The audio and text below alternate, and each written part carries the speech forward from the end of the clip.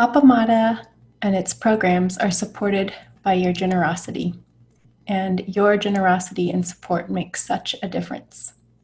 You can find a link for contributions on the website at appamada.org. Thank you.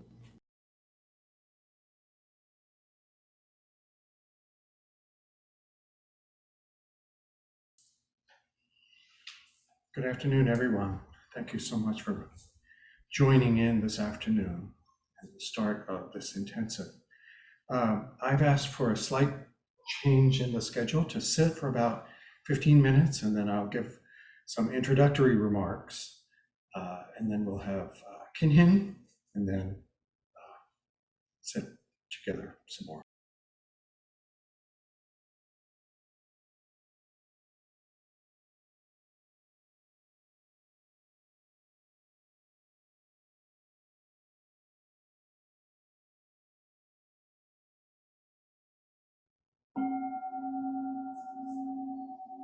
Prepare for Dharma talk. There are some traditional guidelines that are read at the beginning of intensives, and I'm going to draw on those. I've left out all the parts about what we do in the Zendo together, even though it's very exciting to be in the Zendo with Joan and Kim this afternoon. Most of us participating are going to be doing so from home, so I'll just leave out the parts about keeping your place in the Zendo neat and coming back from work breaks, etc. Welcome to the June 2021 Appamada Practice Intensive. The theme for this intensive and practice period, or for this intensive, is Hymn to the Perfection of Wisdom. Practice intensives are a gift we create for ourselves and each other. It is a gift of space, silence, respect for each person's containment, and an expression of mutual care through our work and practice together. Please take advantage of this rare opportunity by bringing yourself wholeheartedly to your practice in every moment. Silence is our most important container. Make every effort to mindfully maintain silence, except during practice discussion, group inquiry, and any question and answer period following talks. Notice the natural tendency to scatter your energies when in a transition from zazen to standing, or meditation periods to work periods, meals, and breaks. Be alert and curious about whatever is arising, without any attempt at manipulation whatsoever. This itself is a very difficult and demanding practice. But as we take the backward step, as Dogen puts it, and as we are turning our light inward to rest in mindful awareness, we provide for each other the protection and support for this shift. Please follow the schedule completely. That is mostly having to do with tomorrow. The schedule has been posted online, and let me just ask, is there anyone that has not seen it? I'm not seeing a response on that, good. In the Zen tradition, on time means at least 5 minutes before the start of an activity. There will be a set of clackers 10 minutes before a sitting period that follows a break. And please come at once to the Zendo at that time. Intensives work by containing the energy we normally dissipate in our distractions and busyness. Allow yourself to be immersed in the silence and stillness here as much as possible. This is extremely important in support of each person's practice. When you go back to your own activities at night, to your home, etc., please maintain silence, even with those with whom you are sharing the space. Please avoid using computers, cell phones, televisions, or other devices during the time of the intensive, except for emergencies. When we take a break like this, we can notice our automatic and sometimes frantic clinging and habits of distraction.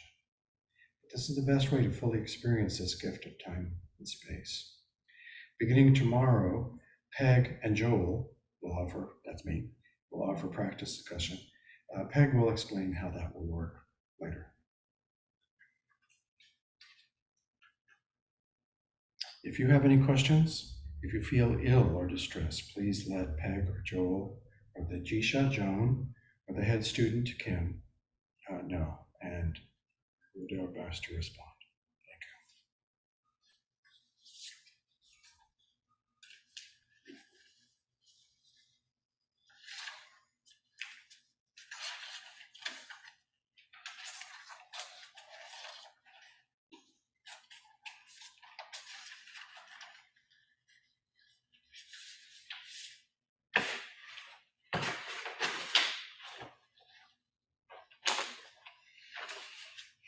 I should have practiced how to arrange my papers before. I'm sorry. Um,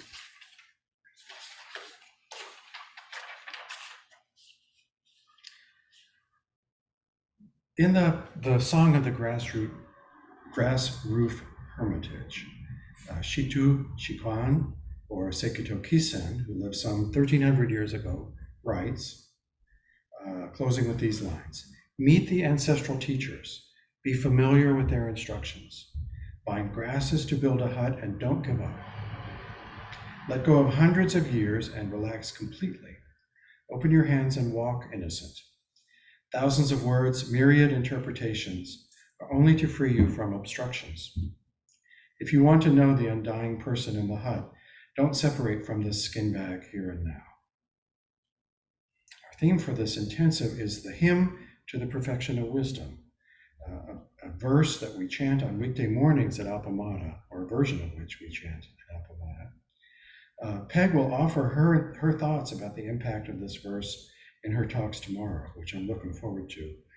She has shared some with me, and I know it will be inspiring and beautiful. The hymn is part of a book, or a collection of dialogues, I guess, called Perfection of Wisdom in 8,000 Lines, which dates back to the 1st century of the Common Era, according to scholars, and which was translated into English only about 30 years ago, 40 years ago, by the German-born scholar of Marxism and later Buddhism, Edward Conze.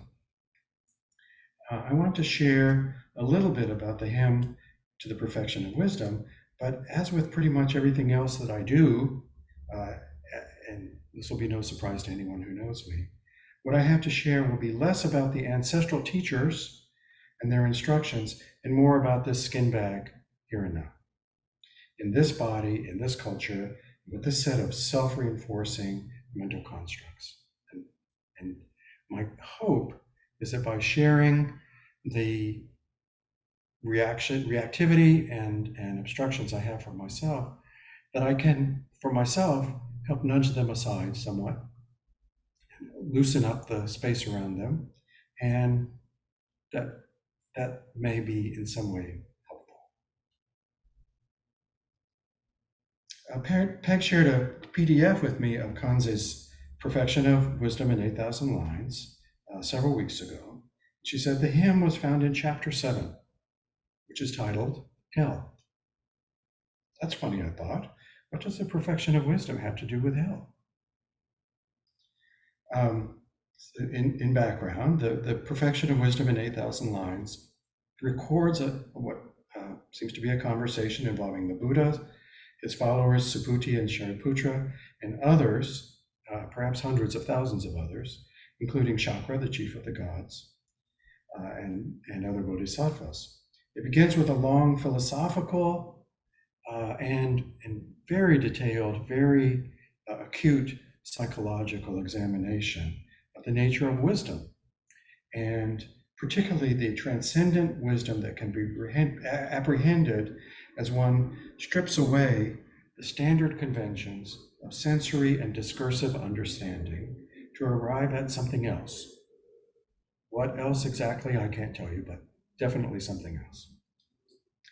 Chapter 6, preceding the Hell chapter, closes with a discussion of the ways in which such wisdom is superior to the other spiritual perfections of morality, or is really needed by all the other perfections of morality, that is, good conduct of speech and body and mind. And the Buddha says, if beings practice morality for countless eons, while clinging to a misconception about the own being of dharmas, their merit will be infinitesimal compared to that of those who, and this is a beautiful word, rejoice in the supreme enlightenment. Hearing this, Shariputra says, the perfection of wisdom, O Lord, is the accomplishment of the cognition of the all-knowing. The perfection of wisdom is that state of all knowledge. The Lord, that is the Buddha, says, so it is, Shariputra, as you say. Shariputra continues, the perfection of wisdom gives light, O Lord. I pay homage to the perfection of wisdom. She is worthy of homage. She is unstained.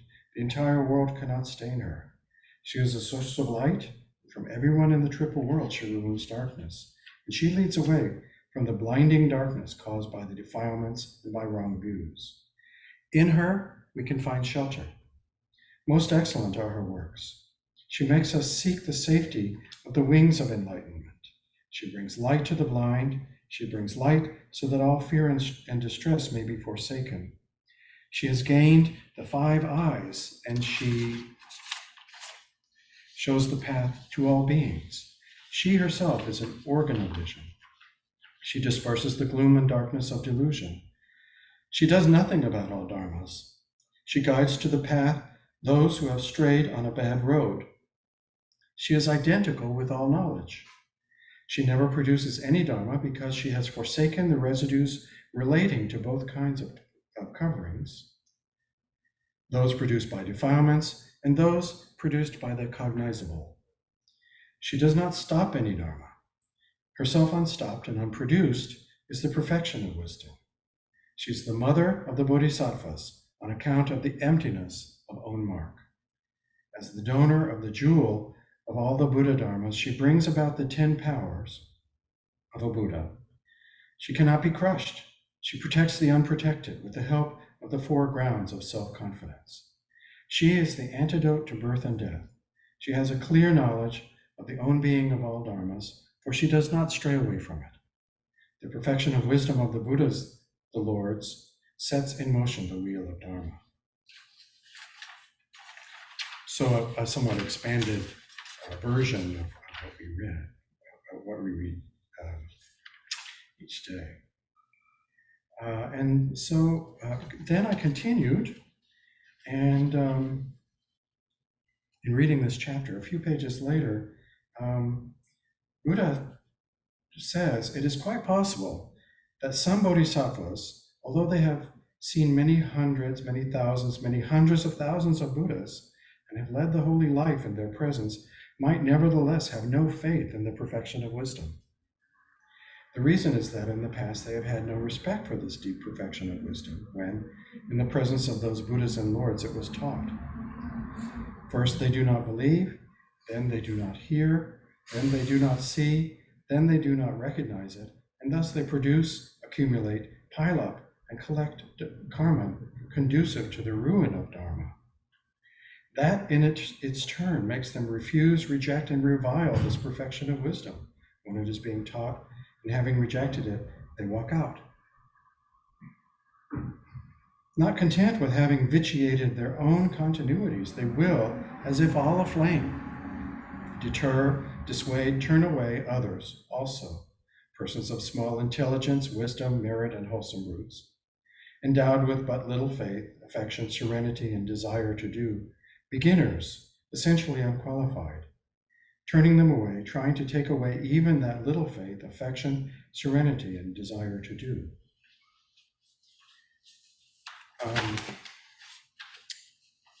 Buddha says that this will have dire consequences for them.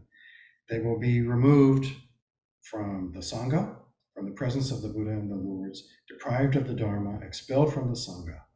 In each and every way, they will be shut out from the triple jewel. And I'll cut out a lot here. They will be hurled into hell, and they will be in hell until their world system burns up, and then they will be cast into another hell, and then into another hell, for a long, long time. Why? They will therefore, as we see, experience a karma which involves many painful feelings. And why? Because their teachings are so bad. Shariputra asks the Buddha, well, how long is this going to last? He asks him 3 times, and the Buddha says, leave that alone, Shariputra. If this were announced, those who hear it would have to beware lest hot blood spurt out of their mouths, lest they incur death or painful or deathly pain, lest harsh oppression weigh them down, lest the dart of grief enter their hearts, lest they drop down in a big fall, lest they shrivel up and wither away, lest they be overpowered by great fright. So the Lord refused to answer the Venerable Shariputra's question. And finally, Shariputra says, well, why? Why would people do such a thing? And the Buddha answers, such a person is beset by Mara. His karma is conducive to weakness and wisdom, and so he has no faith or serene confidence in deep dharmas. So, coming back to me and my resistances and my questions and all of that, I wonder what, when I first read this, I'm like, what do I make of this? My first desire to pursue Buddhist practice and to engage with the teacher arose when I read Buddhism Without Beliefs by Stephen Batchelor, which is very clear that it is, at least as he lays it out, Buddhism is less about belief and more about ethical practice, and more about engagement than with the sort of things that would be involved in the traditional, for example, Christian faith. And I was reminded in reading this of the famous sermon from 1740 by Jonathan Edwards in Massachusetts. They gave in Massachusetts and Connecticut, called Sinners in the Hands of an Angry God, in which he describes punishments awaiting people who do not believe and who think that they can get away simply by doing good deeds and by living an upright life. And lacking faith, they are going to be condemned to hell for eternity. And that God hates them in the same way that you would hate a venomous viper in your path. I was reminded of that. So, Peg, having heard this from me yesterday, wrote to me and said, with respect to the hill realms in chapter 7, you should note that those consigned to them here are not the unwise or ignorant, but those who would offer false teachings about the perfection of wisdom or lead others away from it. It is a fiery condemnation in the Mahayana rhetorical style to reflect the enormous damage that such teachings can cause. They are, in other words, the polar opposite of the activity of the Bodhisattva. So this warning is aimed at teachers, not ordinary followers. It begins with praise for the perfection of wisdom, and then is following this dire warning. It seems over the top unless you consider the damage done to spiritual practitioners by misleading teachers. Think Jonestown, Waco, the Bhagwan, and on and on. I think that's a very valuable point. For me, I just want to add that all of the voluminous Buddhist literature is full of things that I resist. This is just one of them. And it grows out of my Catholic boyhood and my rejection of the stance that I had during that time. And reflects also the desire to follow the teachings that the Buddha offered to the Kalamas. This is something that I work into almost every Dharma talk that I give, where he says, test things out for yourself. Don't go by authority. Don't listen to threats. Don't listen to authority, what other people are doing, all of those things. But test it out. Is this conducive? And Peg pointed out also to me yesterday the Buddha's teachings to his son, Rahula, whom he instructed, before you do something, think, is it wise? Is it generous? Is it going to lead to liberation? While you are doing it, think, is it wise? Is it generous? Is it going to lead to liberation? And then afterwards, evaluate as well. So that we have, what I think that for myself as moving in the practice path, I, um, I have two thoughts about this. One, I do want to engage my reason. I do want to um, be able to evaluate um, my own actions and the actions of others in a way that is wise and generous and conducive to liberation, and to take refuge in the Buddha in the sense that he is a teacher who offers this as a possibility for every single human being, even a messed up one like me, you know. And at the same time, I am reminded of something from that, was very well said in the quote that I read this morning. The whole effort of the spiritual process is to break down the boundaries you have drawn for yourself and to experience the immensity that you are. So that is, I want on the one hand to be able to evaluate whether something is leading in the right direction for myself.